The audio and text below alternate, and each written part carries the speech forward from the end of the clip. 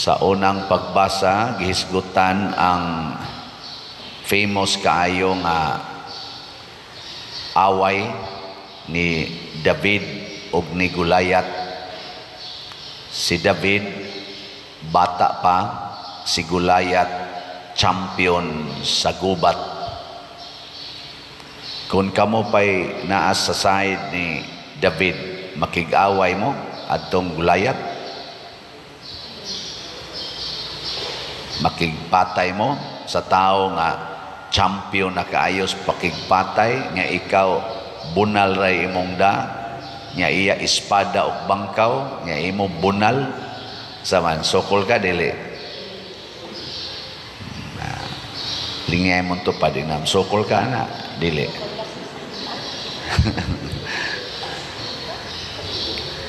Ambot og sa gubat ron sa Russia o sa Ukraine, kinsa kay David ana, kinsay Goliath?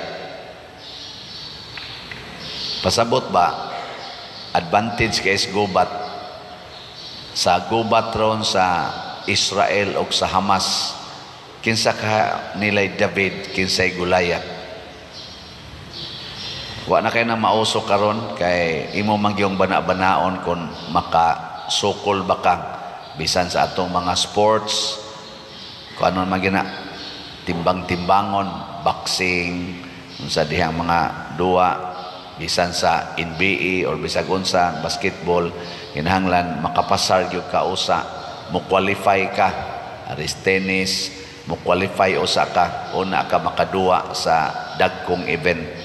Pero kaning ilang duwa ni David ug ni Goliath, diretso hastagod ang hari nga si Saul, ingon siya ayaw ayaw pakigatubang ana, di pa magani ka maumugunit og espada.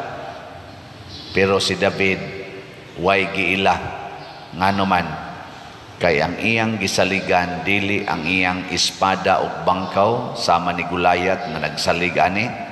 Ang gisaligan ni David ang iyang Ginoo.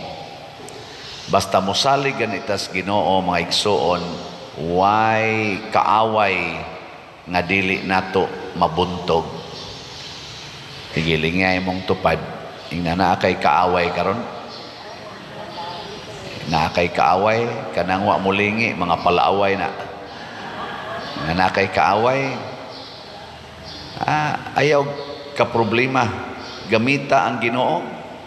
Matod pa ni David, ikaw miduol kanako, miatubang kanako, dala ang imong espada ug bangkaw, ako makig-away ko nimo, dala ang akong Ginoo. Og namatay gyud si Goliath.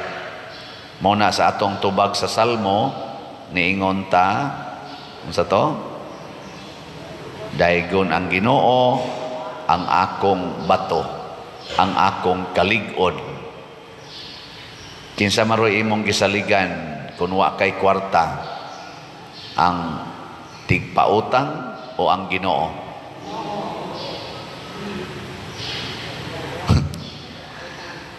Karon daghan kay nangadtog Santo Niño, doon na jud na salay tinuod nga pagsalig sa Ginoo. Kanang tanan apil na ta dinhi nga nagmisa karon, apil na ning pari nga nagwali o kanang na nagwali ron diha Santo Niño Basilika. Sikat na kayong atong mga kuanon selebrasyon. Doon na jud na salay tinuod nga pagsalig sa Ginoo. Ang Ginoo jud kay ilang bato, ato jud kang bato ang Ginoo. Unsa may timailhan nga misalig tas Ginoo? Kung unas tanan di na ka mahadlok mamatay kana, mao jud nay first, ayaw kahadlok sa kamatayon. Ang tinuod nga Goliath sa atong kinabuhi, mga igsoon dinis kalibutan, mao kanang kahadlok. Muna si San Antonio Abad, wa siya mahadlok nga namatay og sayo ang iyang ginikanan, 18 anyos pa lang siya. Di ba kasagaran yun, moingon man din ta, di sa ko mamatay, kamo mga ginikanan ba, di sa ko mamatay kay di pa stable ang akong anak. Kanang 18 anyos di pa man na stable. Napagyud siya igsoong babay, nagkadungan pagyud kamatay ang iyang ginikanan. Nailo sila ba sa atong istorya? Pero unsa man oy gibuhat ni San Antonio, imbis nga iyang tigumon ang bahandi sa iyang ginikanan, kay dako-dako man to silang bahandi, iya na noong gipanghatag ang tanan ngadtos mga mas pobre pa nila. Ang una gud niyang gihatag 200 ka ektarya nga yuta nila nga purting nindutag abot, iyang gipanghatag sa ilang mga tenants. Sunang ana, kamong naay mga yuta dinhi, manghatag ka mo ngadtos mga taong way yuta. Awa man sad mo yuta mo na manghatag mo. Wow. ang gahuna-huna nga muhatag kana sa way yuta.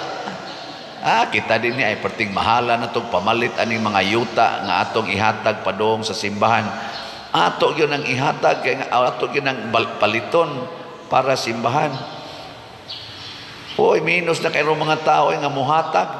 So nang ganang 200 ka ektarya imong ibahin-bahin ngadtos mga nagpuyo. Porte magitong problemaha aning atong balaod aning carp. Siging panghatag ni mga asindero kunuha niya balik ra sad ngadto nila.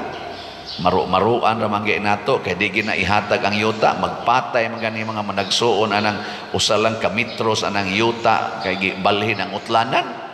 Kiniha ay pa maghuman hangtod karon nga matay na lang nagkiha. Hangul kay tag yuta, hangul kay tag properties. Pero si San Antonio sa iyang kadato gihatag niya tanan. Gibinlan niya jutay ang iyang manghod kay paras kaugmaon sa iyang manghod nga babae. Pagsunod niyang simba, niingon man sad ang gospel nga iyang nabati kanang gospel ni Mateo, ayaw mo kabalaka sa ugma. Do not worry about tomorrow. Look at the birds, look at the flowers, look at the weeds. Wa sila'y kabalaka pero giatiman sila sa Ginoo. Pag uli niya sila, gihurot niya baligya tanan apil ang iyang balay ug ang halin iyang gipanghatag ngadtos labing kabos. Gihurot ginyag hatag ug ang iya dayong kaning kuan iyang manghod iyang gipiyal sa mga madre. Ug siya milakaw ngadto sa disyerto nga wa gyud bisan gamay aron magpuyo nga mag-inusara magampo sa Ginoo.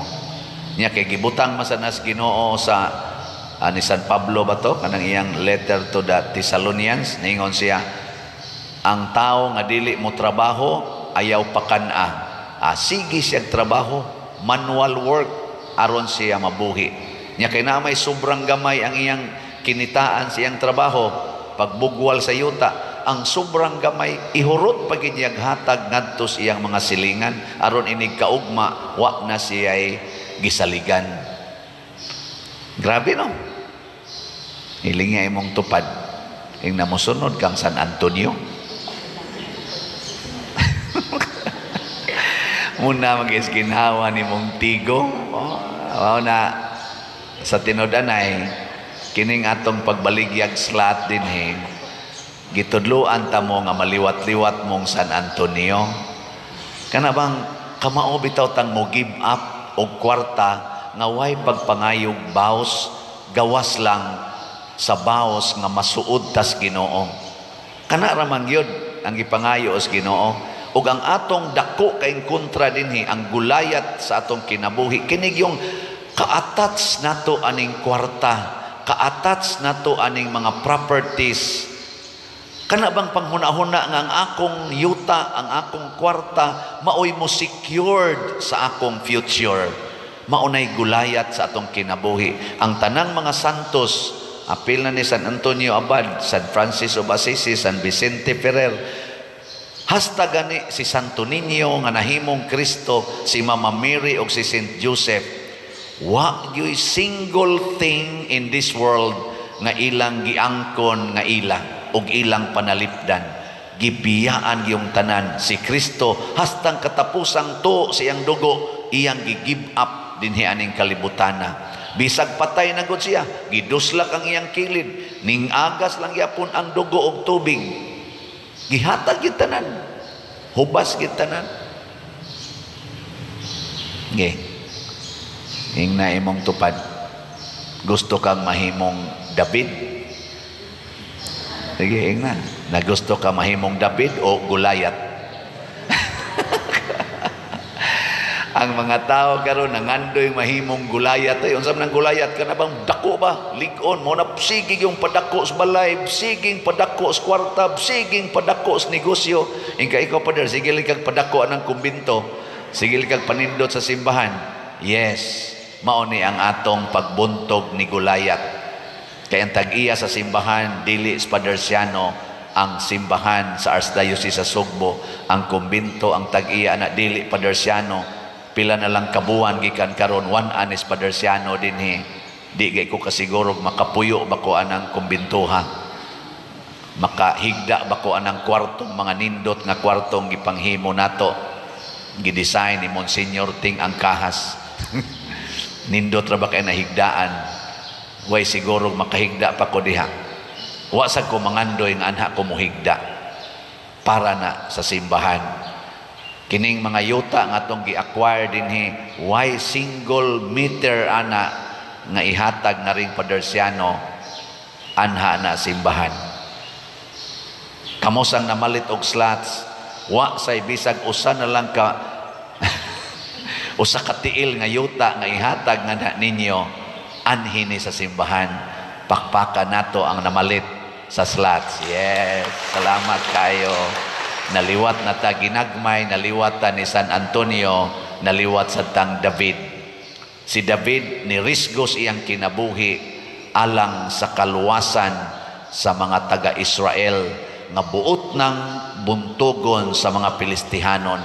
Nagkurog na ang mga Israelita kay di sila kabuntog sa mga Pilistihanon tungod adtong Goliath nga purting liguna. Nagkurog sila hasta ang hari nga si Saul mikurog ng luspad.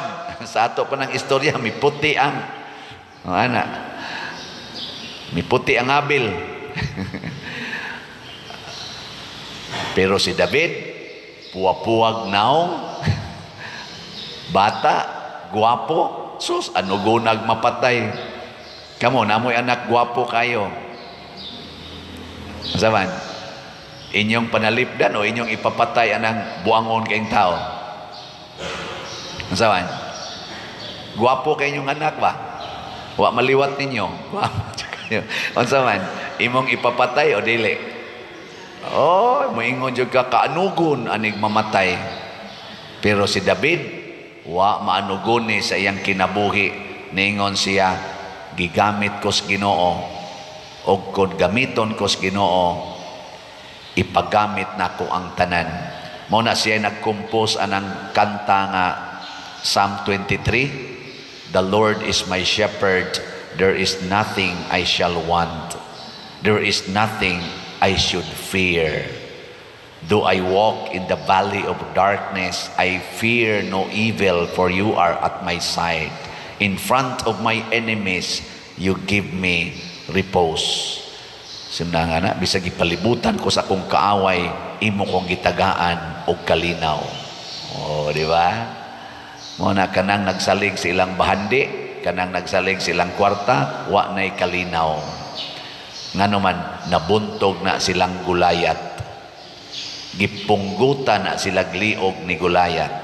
Pero kanang kusog ay mamalit og slots, way po panagana, kada sweldo mo palit yung slot, mao na sila'y malinaon. Naibagong ni text na ko karon, ingon siya, Father, sakto gyud ang imong giingon na kining pag-give up sa tanan, apil ng garbo, maugay solusyon sa problema. Sa kadugay na namong wa magtagad sa akong asawa, iyan akong gisalikway tungod sa akong sala nga nabuhat. Sige kog paminaw nimo, Father, giangko nako tanan akong sala, wa ko niadto sa akong asawa, gihunong nako akong bisyo. Sige kog palit og slot diha nimo, Pader, wa lang kakahibaw ana siya. Sige kog hilak tungod sa akong sala, og niingon ko sa Ginoo, Lord, kung to itugot nimo, pabalika lang ang akong asawa nako. Ako na gid siyang panggaon hangtod ko mamatay. Pero wala na gid siya kasiguro. Wa kuno kaabot og usa ka tuig karon. Few days ago, ni text ang iyang asawa niya nga magkita sila. Nya pagkita nila, white tingugay, ditso kuno sila ginaksanay. Sana all, no? Nindota, no? Nakaingon lagi siya. Okay na gyud kay mi pader niya. Iya pa jud gibutangas tumoy. Unta pader di na ni mausab permanente na unta ning ingon ani. Niya ako di siyang gitiksan. Ikaw ra gyud makadesisyon kung imo ba nang permanentihon o imo ba nang gubon. Balik sa imong sala, guba gid na. Pabilin nga buutan at tubangas Ginoo, magpabilin sad ang kalinaw o kalipay o kahiusan ninyong duha. Nabuntog nila ang gulayat sa garbo nila. Isip banag asawa. Pila ka buok ron atong mga managtiayon nga nagbuwag. Tungod lang anang mga problemang emosyonal, financial, usahay, social problems. No? Luoy kayo. Nabuntog ni gulayat. Salamat sa namalit na tugslats nga nakabuntog sa gulayat sa inyong kinabuhi. Ang atong SBF dag niabot ng atong halin og 7,878 kaslats. Oh, pakpak. Salamat kayo ha. Napa ni 52,122 kaslats nga available, tag 500 pesos per slot. Nya ang ato sang Healing Joy of Santo Niño or HGSN para nis atong umaabot nga Pista Senior dinis atong parokya karong Pebrero 3 na nasa tayhalin nga 3,768 kaslots na apay 16,232 kaslots nga available, tag 100 pesos per slot ato sang pakpakan ni. Salamat kayo. Kining atong SBF dag muhatag ni og kalampusan sa atong gitukod nga kumbento. Kinisang atong HGSN muhatag sa ni kalampusan sa atong paghatag o pagpalambo sa pagdebosyon ni Santo Niño ngadto sa atong mga kapilya, apil na sad sa atong mga 5 ka barangay. Kay naatay activity na pang chapel level, naatay activity para sa barangay level. Di ba? Ginagmay na tong paningkamot nga magkahiusa ta nga ang sentro si Santo Niño. Nya gamitan na tong kwarta. Naamtay kwarta atong gamitan kani-ganing kuan kaning kasaulugan sa Archdiocese. Sus dagko kay ni gasto mga binilyon pagitingalig atong totalon ang tanan tungod ni ilang gugma sa pagdebosyon ni Santo Niño. Nya daghan man din sa atong parokya ang di kadto dito kay gawas nga layo-layo, mahal-mahal gyud ang gastuhonon. Mo na ato sa dinhing i-translate sa atong kaugalingong version ang gibuhat dito Santo Niño. Bisan lang og tumoylas kumingking mo nang do natay sinolog sa chapel ni atong gihimong contest. Pila sila ka adlaw? 9 days nga magsigi silag sayaw dito sa ilang mga chapels. Nya kanus unsam sa itong buhaton 9 days punta nga mag motorcade. Inig motorcade nato makakita taglain-laing performances sa 37 ka kapilya. So 37 ka performances ang atong makita libot sa atong parokya kada gabi. Di ba exciting? Kamong mukuyog sa motorcade makakita mo og 37 more or less ka performances sa sinulog kada gabi for 9 days. Wa man nabuhata dito sa atong basilika ato sa nang version dinhi. No mura mamugwa malipay. Ano ba? Nya inig ka February 3 inig pista na ay street dancing nga mag-contest ang 5 ka barangay. 5 ka contingents, parokya ra man sa ning ato, 5 lang usa ka contingents, ana, magkuan sila, ani sa tong prosesyonan, mag street dancing, onya, naasad sila dihay showdown. Di ba? Nagtangag kini og gagmay mga premyo. Gagmay lang ba? Ana, no? Ang first prize nato sa chapel kay pila to? 30,000. Nya ang diri sa ato sa barangay, ginagmay lang gud 50,000 lang. Di ba? Mo na si atong mga ginagmayng prizes. Kay ginagmay ra man sa ning ato, pero mudako kaayo ang atong debosyon ni Santo Niño o munindot pagid ang atong panaghiusa isip usa ka parokya, isip usa ka kapilya, isip usa ka barangay. Di ba? Nagwa ginalipay kay, pero sige lang, manindog na ta.